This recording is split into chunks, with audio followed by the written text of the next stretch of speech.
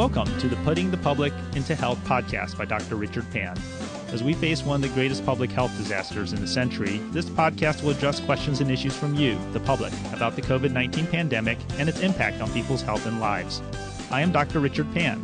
I'm a physician with a background in public health, and I'm proud to represent the people of Sacramento, Elk Grove, West Sacramento, and parts of Sacramento County in the California State Senate. I want to share with you important information and stories to help each other during this difficult time. May is Asian Pacific Islander Heritage Month, celebrating the many contributions of API to our country. Unfortunately, with the spread of coronavirus to America, there has also been a rise in hatred toward API. I am grateful to have Manjusha Kulkarni, Executive Director of the Asian Pacific Policy and Planning Council, sometimes known as A3PCON, join me to talk about COVID-19 and the API community. She is an attorney, lecturer in the Asian American Studies Department of UCLA, and a 2014 White House Champion of Change. Thank you so much for joining me, Manju. Thank you so much, Dr. Pan. So tell me about the Asian Pacific Policy and Planning Council and your mission. Yes, so Epcon is a coalition of over 40 community-based organizations that serve and represent the 1.5 million Asian Americans and Pacific Islanders in the greater Los Angeles area. We were formed in 1976, really as a group of Asian American executive directors of community-based organizations looking for common solutions to some of the issues they were seeing in the community. Since then, we've been working at the local, state, and federal levels on policy prescriptions and really trying to bridge communities of color in Los Angeles.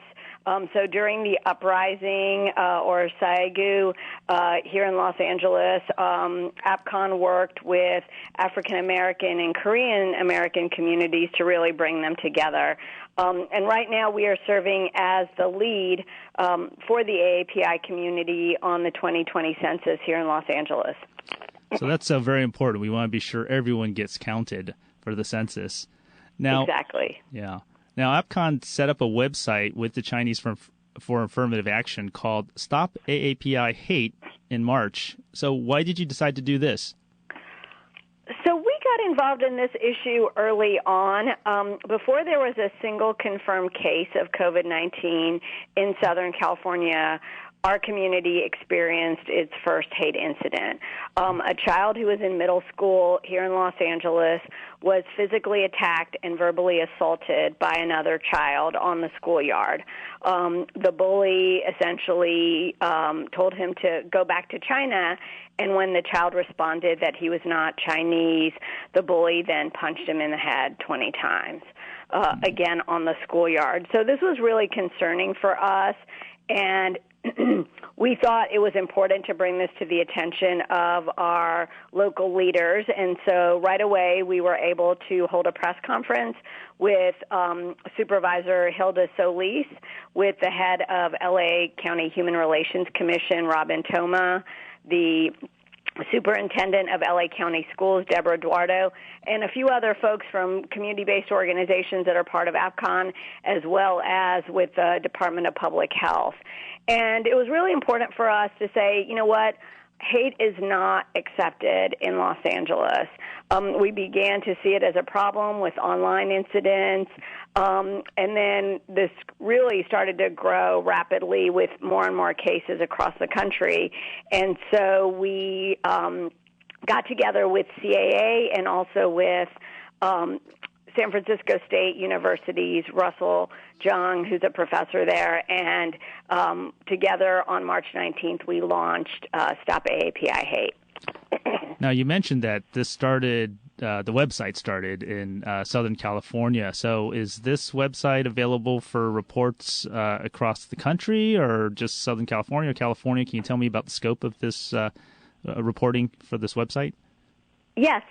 So the precursor to the website, which we started in February, was limited to Southern California. But when we partnered with CAA and San Francisco State, the website actually launched nationally, and we've received incident reports from 45 states, and so we know that this is a problem that is widespread, unfortunately, in our country, and people are reporting from urban areas, from rural areas, from states as far as Massachusetts, as well as those that are right in our backyard in California. So this website's been up for, what, now about a month and a half, 2 months? Mm-hmm. So what have you found so far? What are some of the most common reports, and perhaps what are some of the more concerning reports? So in 6 weeks, we have received 1,700 incident reports. And while that number is quite large, we think it's really just a drop in the bucket because, as your audience may have seen, there was an Ipsos poll that was released last week in which 30% of all Americans said that they have witnessed individuals blaming Asian Americans for COVID-19, and 60% of Asian Americans reported that they had witnessed someone blaming our community members for COVID-19. And so, again, we know this is a widespread problem. Among the more interesting findings, 58% of the incidents have taken place in California or New York, so about 40% of those are in California, which tracks pretty closely with the percentage of the overall Asian population that we have here in our state. Two-thirds involve verbal harassment. Women are reporting at 2.5 times the rate of men. We also know that 44% of the incidents are taking place at private businesses. So even with shelter in place, unfortunately, people are experiencing hate in the few places that they're allowed to go: grocery stores, pharmacies, big box retail, and sadly, even in their neighborhoods.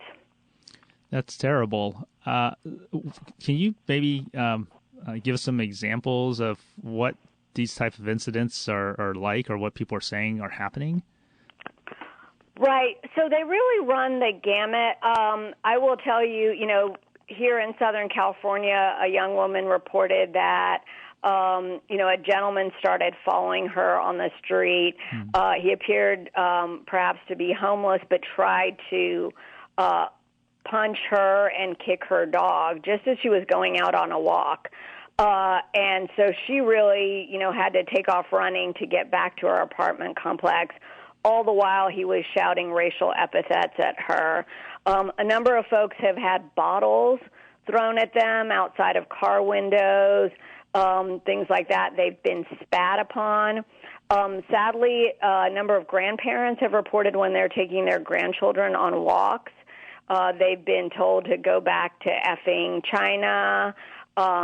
They've sometimes been spat upon or coughed at. There was even a case in which a physician was physically attacked by someone in the parking lot of the hospital in which he works.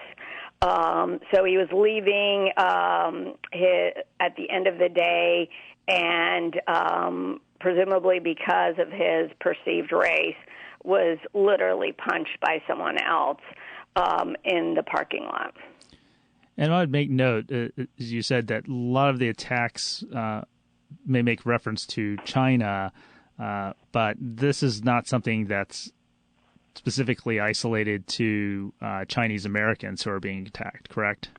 That is correct. And so what we know is here in California, it's close to about 40% of the incident reports come from individuals who identify as Chinese American, but the rest of the 60% are those individuals who come from other parts of the Asian American community. So Korean, Japanese, Vietnamese, Cambodian, Filipino.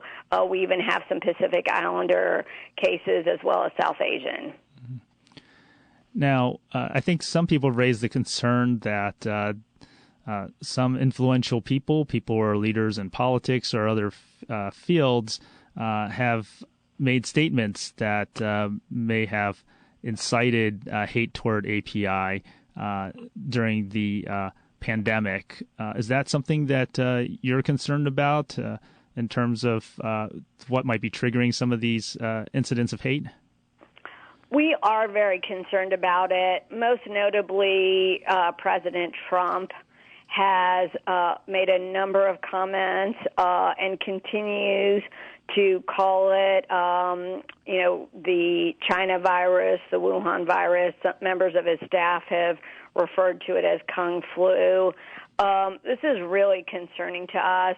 We understand that there was also a 57-page memo that was sent out to individuals in that party to recommend that they use that terminology to push back, to say that it's not racist, and really use that as a campaign point to get folks to vote for their party. And unfortunately, I think it does a lot of harmful things. As a physician that diseases are part of the human condition, and it's really not productive in any way to blame any community for a disease.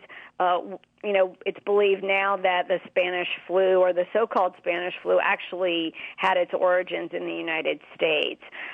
We wouldn't want people going around blaming us for what happened in 1918. And again, when no one, innocent individuals had nothing to do with the disease.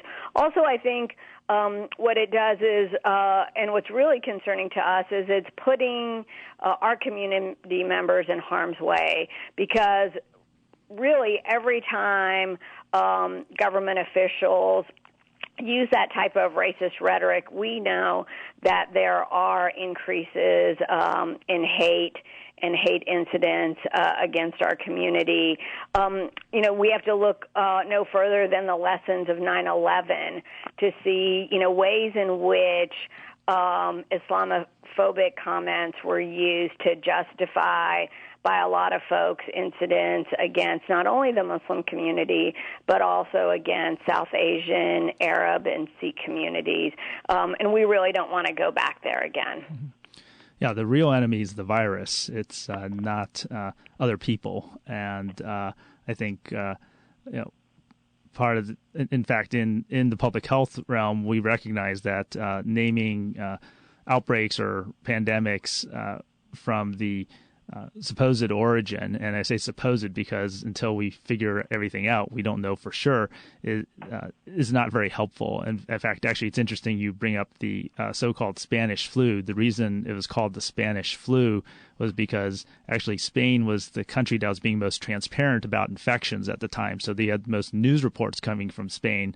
It had nothing to do with the fact that the virus was either more prevalent or had started in Spain. In fact, I think they traced it back to the United States in a location in Kansas. So I think people have recognized in the public health world it's not helpful at all to name a pandemic or an outbreak based on the supposed origin of that pandemic or outbreak geographically. Now, in terms of, if you're a victim of a hate incident or a crime, what do you recommend the victim do? Well, what we recommend is a few things. Obviously, when you're experiencing hate, most important thing for you to do is just trust your instincts and assess your surroundings. Safety is the most important concern. If you feel unsafe and you're able, we obviously encourage folks to leave the area. We want folks to stay calm, to speak out if they feel comfortable and safe in doing so. So that is whether, for example, it is in a grocery store, perhaps speaking with the manager if the comments came from employees or other customers, seeking immediate support from bystanders, and also seeking emotional support from people, in your friendship circle or in your family, because, you really need to sort of get that reinforcement that this is not your fault, that you're not alone.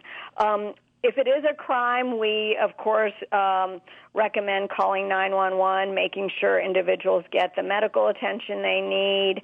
If they want to report it to law enforcement and it does involve an underlying crime, they should do that.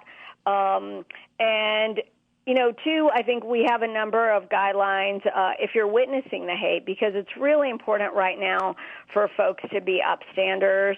I think simply being bystanders to what's happening helps no one at this point. We want, folks to provide support if they can to the targets of hate, to listen to them, to take action, again, in terms of reaching out to managers, if it's in a business, to reach out to other people who might be around the incident. And again, providing emotional support and other types of support that the target or victim might need. So that's certainly we need people to come together and help support each other. In terms of reporting to law enforcement, what type of incidents should people report to law enforcement? Well, it's hard in the moment to make some determinations, right, about what exactly is going on. So that's why we encourage everyone to, call 911 if they feel that their health or safety is in any way in jeopardy. Most often, of course, hate crimes are going to be those incidents that have an underlying criminal element. So that means if it involves vandalism, right, which is a property crime, if it involves a physical attack or assault, that is something that should be reported as well. So what our recommendation is really to use your instincts and also to think about, what ways do you feel safe? We know that here in Southern California, we also have a 211 line, and what that enables folks to do is to get additional resources. If they don't feel that their health or safety is in immediate jeopardy, then they can call 211. It is a hotline, and they can access resources that way. We know that a number of folks in our Asia American Pacific Islander communities and also in our other immigrant communities have concerns about reporting to law enforcement, given issues around ICE and targeting of immigrant communities, even now during this COVID crisis. So I think that's why we have become a trusted source in the community, because between our three groups, we've had more than 150 years of experience working directly with limited English proficient communities, with immigrant communities. And so people know that we are going to keep their information, especially any personal information, confidential and not sharing it with anyone without their explicit permission. So certainly, I think you're still collecting data, so we want people to report to your website, correct? Stop AAPI Hate, right? Yes, please. And if I may add, our form is available in 12 languages, so that includes English as well as 11 Asian American languages, and so they can read the form in a language they feel comfortable with and also complete it in that same language, and we do all the translation and use that in our data gathering. Okay. And just to be clear, though, is that even though you report onto your website, if it is a hate crime and you feel comfortable, you should also report to law enforcement, correct? Correct. So individuals should do what they feel comfortable with. And, we are working with local, state, and federal leaders to provide them our data reports and also, regional reports. So here, in Los Angeles County, as well as I know in the Bay Area, in New York, and other regions, we've provided descriptions of incidents, in order to help law enforcement as well as local government officials understand the depth of the problem. Again, we don't share any of the confidential identifying information with them, but we really need to solve this problem. We need to prevent future incidents from happening and at the same time address what is a really widespread issue for our community. So what should elected officials and community leaders do to prevent or respond to incidents of hate against Asian Pacific Islanders? I think there are a number of opportunities right now. There are, I think, all sorts of actions that can be taken. We are encouraging our government officials to, create accountability. As I mentioned, a number of incidents are taking place at private businesses. So how can we enforce civil statutes around public accommodations, around housing and workplace discrimination, even that discrimination in healthcare settings? We have a lot of strong laws on the books right now, so making sure that those are getting enforced. And on the hate crime side, are there opportunities to do further outreach to limited English proficient communities and immigrant communities? Are there compliance issues for local law enforcement in terms of their reporting it to the Department of Justice here in California? And training of personnel. So making sure that law enforcement as well as our DA offices and city attorney offices really understand what's going on right now and are able to react appropriately. Okay. So how have you seen the COVID-19 pandemic affect existing stereotypes and discrimination against API?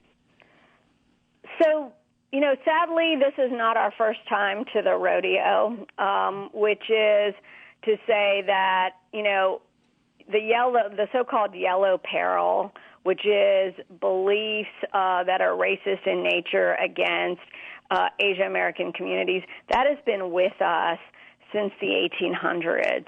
It resulted in the passage of the Chinese Exclusion Act in the 1800s.